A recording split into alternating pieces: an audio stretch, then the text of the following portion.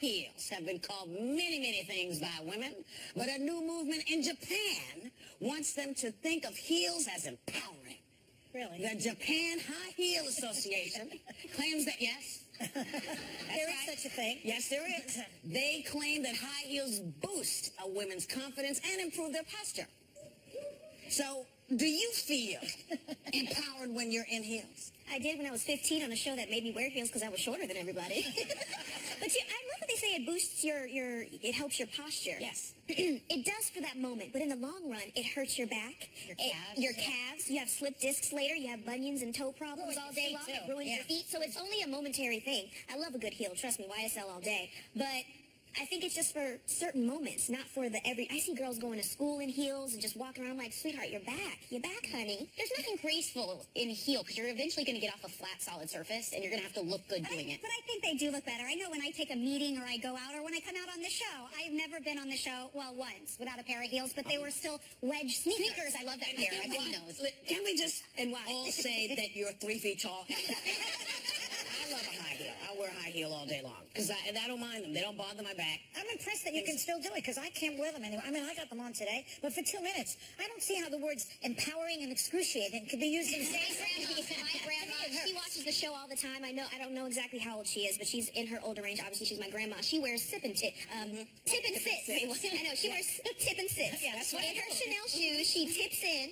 And then she sits down. Yeah. So she doesn't have to do anything, but her own doctor told her to take those shoes off. The feminists have a phrase. They say the higher the heel, the lower the consciousness. How do you feel about that? I think that's...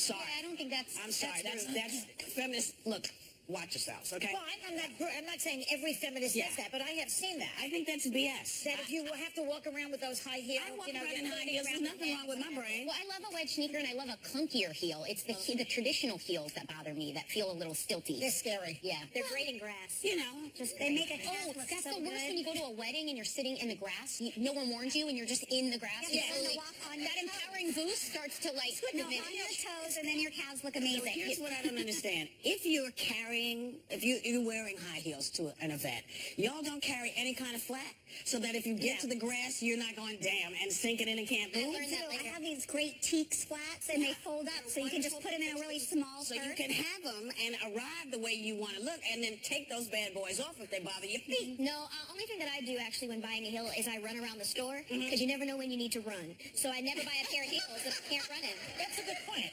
Don't laugh. I'm serious. Raven, like, stop, drop, and rolls in her heels. I want to run around with you. I have so much fun. You have to buy heels to run it. Look, I run in everything. I run in everything because someone's always trying to track me down. Always. Saying, you owe me back.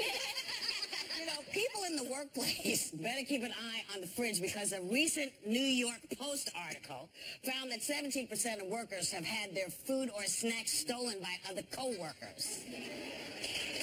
I'm like, who does it? Look, she's all serious.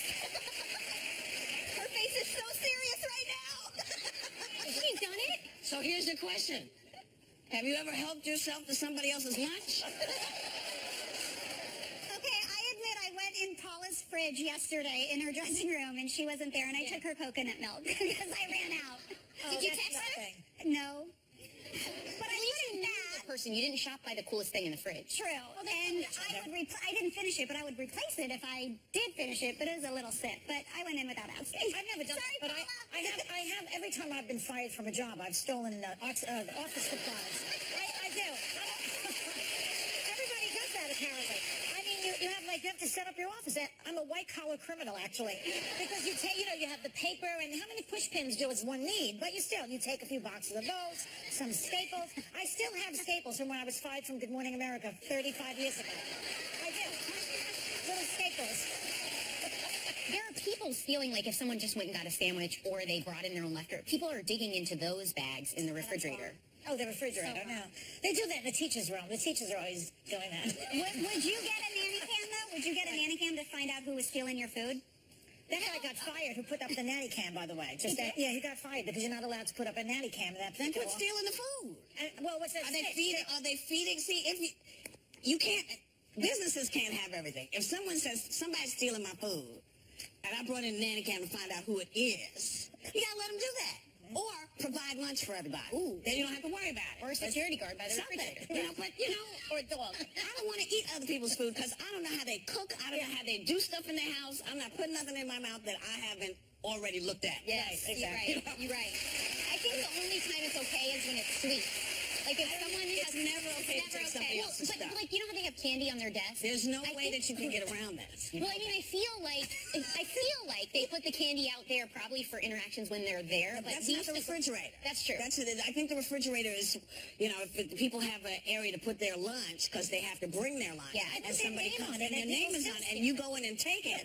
To me, that's a really horrifying thing. But if people have like birthday things or cookies, I feel like even though they're not eating them, you're just trying to eat. Well, just the sweet. Like I just feel like there's a justification if there are multiple cupcakes that I'm and I eat it in celebration of you. Can we say that it is because you breastfeed and then you get hungry? I am so hungry right all now. the time. I'm afraid of you because I feel like you're going to go past my room and say, chocolate. I'm going to have to fight you over and go, no. Back up. You're right. We'll be right back. We're more Hot Topics. Yeah, we're out of control. Is bribing your kids to behave the best way to keep them in line? See which ladies are buying into this next. This week on Review, our hot topics are hot. And we've got such an epic week of stars and surprises. You just can't miss The View. All new this week on ABC.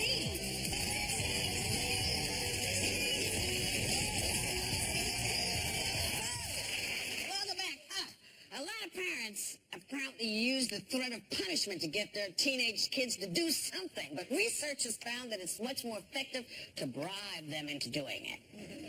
Yeah. So should parents reward their kids for doing stuff like cleaning their room, or should you have to bribe a kid? That's how they train dogs, though, right? Yeah, but give them food. Yeah. On the good times, they reward them and they ignore the bad times. Actors too. I get actor treats all the time. Really? Like if you nail a scene, you get cookies thrown at you or something? Totally. I think that to clean your room, you shouldn't be rewarded. The basics. But if you do, mow the lawn or something you would actually have to pay somebody to do, you might want to pay them for that. I would go along with that. I've never paid my kid to do chores. Extra stuff, like you said, I've done that if my kids want to play with their friends, but I really need someone to do errands instead. I'll be like, I'll give you $20. Like, go do all of this things for me. I like that. But I wouldn't ever... I do admit, though, when my kids were younger, I may have bribed them to complete their homework. I may have said, like, I'll give you $1, or I'll give you an extra cookie to finish your homework. But for cleaning rooms and all that, no, that's just a respectful thing. You're living in my home, and you need to clean your room. I was just thinking, did I ever punish my daughter? I don't think I ever punished her. And I don't think I was ever punished. Ever in my whole life. Absolutely never punished. Absolutely never punished. No one time punished me, and I have never had to punish my daughter. And if she did something that you say was wrong, I don't know what I did. Did she ever sneak out or go somewhere? One time she came home very late, and very late, like 4 in the morning. And That's like tomorrow. I lived in an apartment building where there was a terrace. I would have jumped, but it was waiting for daylight because I was so hysterical waiting. It's like, and that was bad. And when she came in, I was just so relieved that she was okay that I just went to sleep and forgot about it. Oh, I wish my parents would have done that. Did she do it again after that? No, she never did because she saw how upset I was, Joy, what was the naughtiest? Guilt, I think, works best of all. Respect works better than everything because my mother didn't have to bribe me to do stuff. She said, this is what I want, and that's what you did. It wasn't a conversation. It was like, I tell you, and my kid was the same way. She was kooky, but if I said, this is what I need you to do. For a couple times, my kids have chosen, knowing what the consequences would be, have chosen to take the consequences because they really want to do what they want to do. And that blows my mind, like miss curfew. Like, it's going to happen if you miss curfew. What happened? But what happened? You're stuck. What did I do after? Well, what's the consequence for missing curfew? Because I want to decide. Car's taken away. Car's taken away. You don't get to drive anymore. You lost the privilege of driving if you're not home. What? He'll give that. Yeah. Gave it up, and that blows my mind. Though I don't understand that. And then I'm like, what? Really? But it's actually a really great thing because they're thoughtful. They're saying, is this something I want to do this much? You want that. I think you want that in a kid because your kids know what consequences are. I think most of the time, if you're going to give your kid money to do stuff that they want to do, that's all great, but you have to teach them. There's stuff they have to do. I got to do it, you got to do it. If you eat in here, wash the damn dishes. Yeah, that's right. Yeah. Wash the dishes. Don't leave them. You know? And I'm not going to pay you to do that. You know, but I think parents sometimes we're lazy. And we say, okay, it's much better, you know, than to make you, to annoy you enough. Here's the hard part. When the car gets taken away, now it's my responsibility. I have to drive again to drive my kid all around. And I think the kid hopes that mom's just going to be like, okay, fine, take the car. Yeah. I can't do it anymore. Cave them. But you can't. You absolutely cannot. It's important that your kids know what their lines are and what your job is as parent. I think for me that is the most important thing that scares me. All right. You heard. She liked it. She said, all right. They said, okay, so we're going. We'll be right back. Next, Candace confesses the growing sign of age that hit her right on the chin.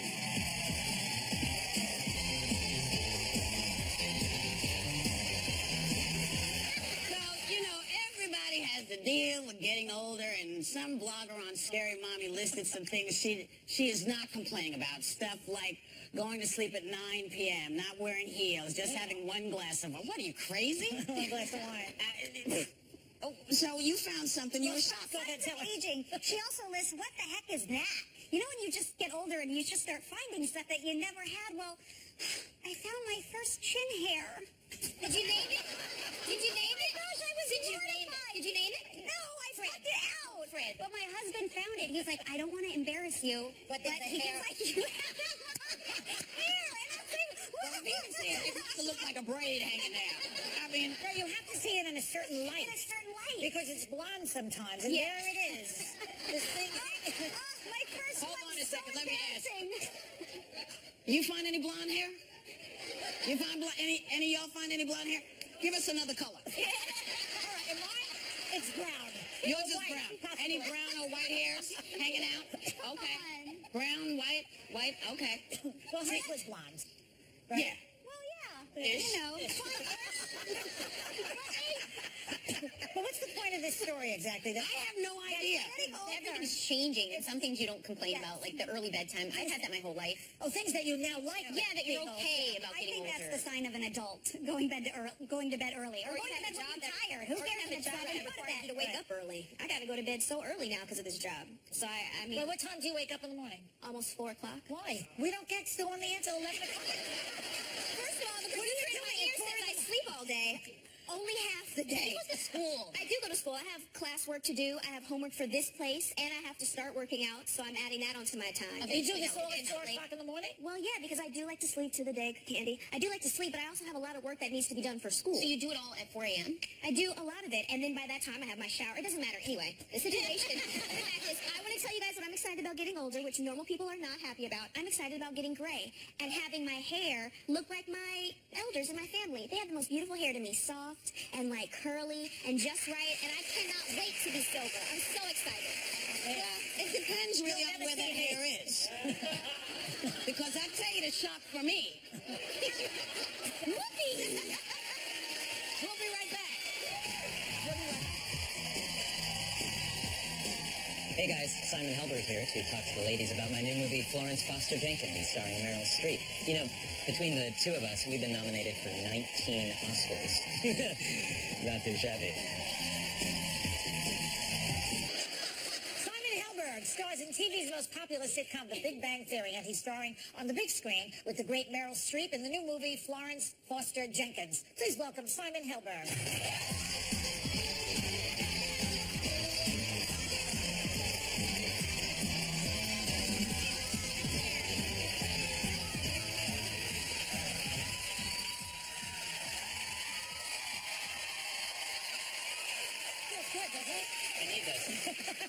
I need that validation just to get out of bed in the mornings. How does it feel? How does it feel to be surrounded by all these gorgeous women? Oh, yeah, it's just like my first time in life, you know. Yeah. There's only one woman, but I like having multiple women around me Do you? at all times. So Do you? thank you. Very colorful, very beautiful blouses. Everyone.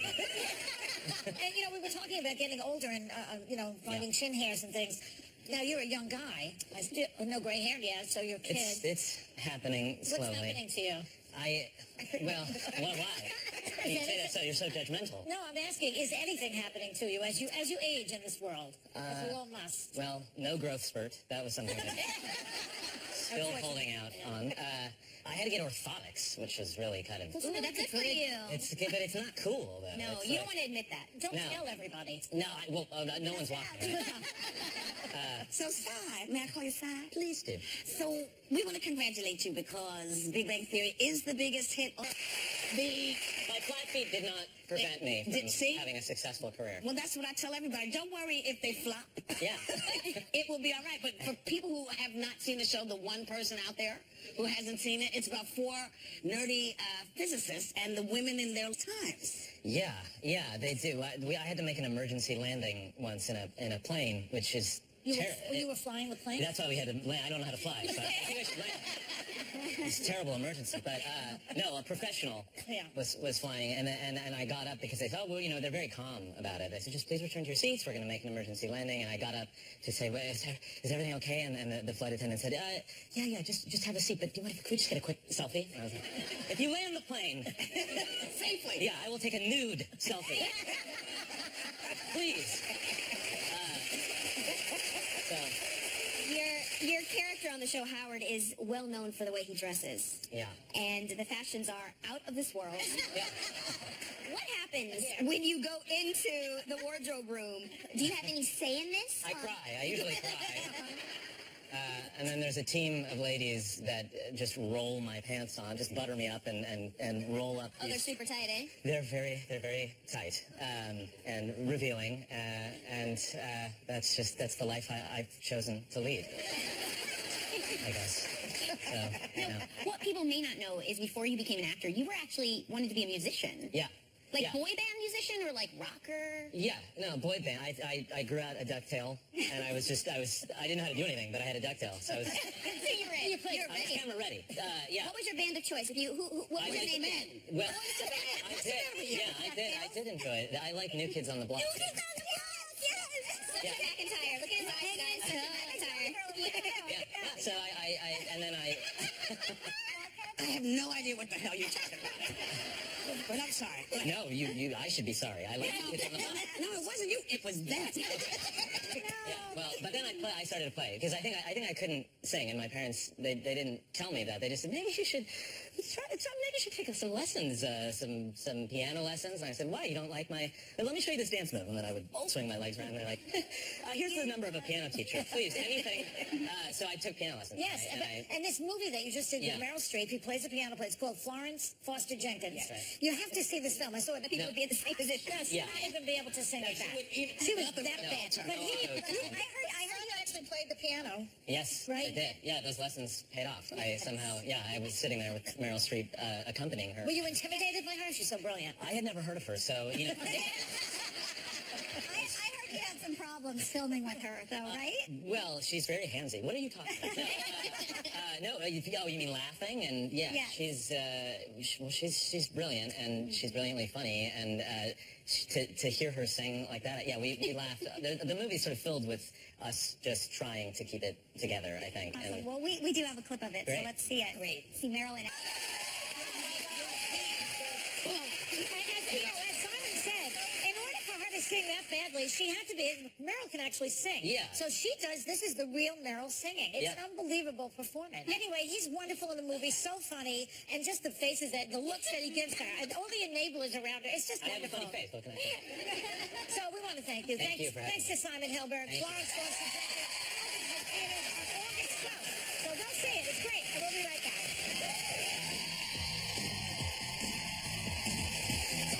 That was Alessia Cara on the View 9 months ago, seeing her smash hit Here, which is actually my alarm to get to work on time. Anyway, the video for that song has 100 million hits on YouTube and counting, and her latest single has a message young girls and all women need to listen to. Please welcome Alessia Cara.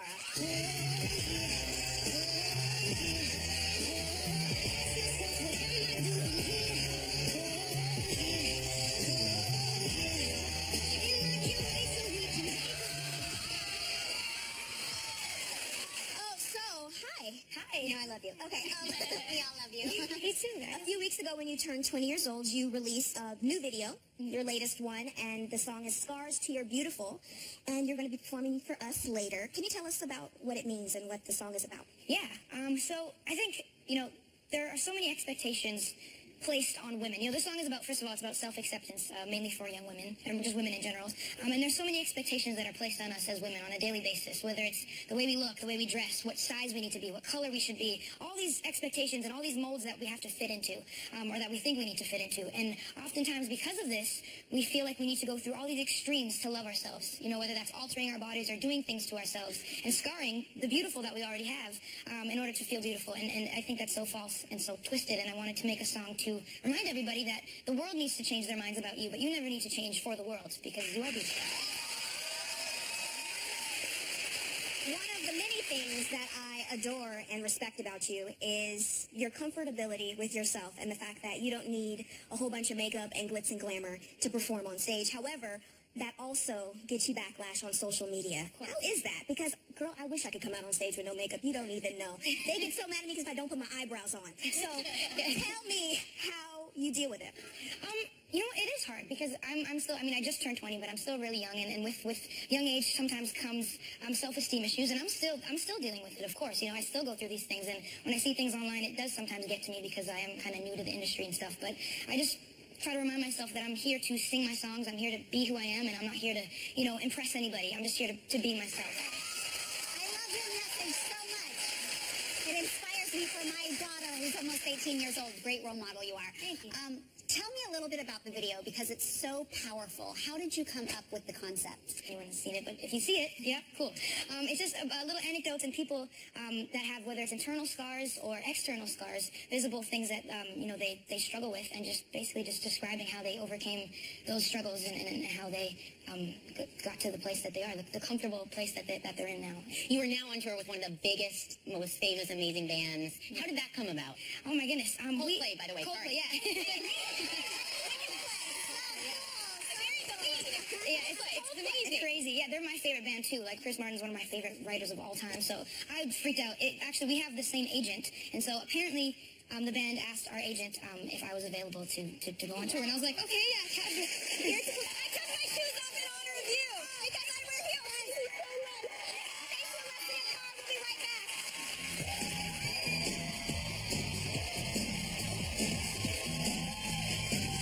And this happened at Hot Topics. Apparently trending online right now is the hashtag my Unolympic event. My event would be bacon marathon. I would love to do an obstacle course with my dogs. Enjoy. Me? Yeah. Walking. Oh yeah, it's The View tomorrow on ABC. Welcome back. There was a man who went on a mission to lose weight and posted it on Reddit. And that after he finally got himself in shape, his wife asked him to gain the weight back. So one thing she worried about was that more women would hit on him, and now that he's fit, and that maybe he would stray. That's a good point. It could happen. But I think she had gained so much. She had a baby, and she couldn't lose the weight. And suddenly, they were trying together, and he got fit, and she got very. But I actually can relate to this for 1 second. When I was pregnant, I remember I knew this wasn't the right way to think, but when Max would leave and go to the gym, because at that point in the pregnancy, I couldn't go, I used to get a little annoyed that rather than staying, keeping me company, and being with me, he got to go to the gym, which I couldn't, and he was leaving me. I'm sorry, did you not want him to do it because you wanted something that you liked doing, or you were concerned that he would look better than you? Maybe a little of both, because I wasn't feeling my best either. Right. So I kind of was like, why don't you stay and we can eat or something? Like, back to that, Whoopi. I see. It's all about the food. I must have a screw loose in my head for some reason because I like to date people that I feel secure with. And if I start myself feeling any inkling of self-doubt or are you cheating on me, I nix it in the bud. Either I have the conversation right there, I talk about it, or I leave. Here's part of the problem. If you've been pregnant, you have all kind of hormones going on in your body, and so it's kind of hard to know what's really happening until you're out of it, I think. But I saw that you were concerned that he would put it back on, or did I misread you? Oh, no, I just think it would be a shame if he did put it back on, because if he did it for health reasons, that's such a good thing. And, of course, you would want your spouse encouraging you and hopefully maybe get on the health bandwagon with you. But I understand it's tough if you can start to feel insecure if you've had a baby or you're just not in that state of mind to be like, I'm ready for this fitness journey, but your partner is. But you shouldn't drag your partner down, because if the reasons are for health, that's a very good thing. Like maybe get there eventually, hopefully you will, but don't ask your partner to gain weight. You know, I remember when I was pregnant, I had a lot of men hitting on me. I think they figured, hey, she did it once. I really did think that was it. But suddenly, men were coming on to me all over the place as I was pregnant. I'm like, oh, one of the good things about being married, you know, to somebody for many, many years, you just walk around, everything's hanging, you don't care anymore. The chin hairs, he pulls them out. He was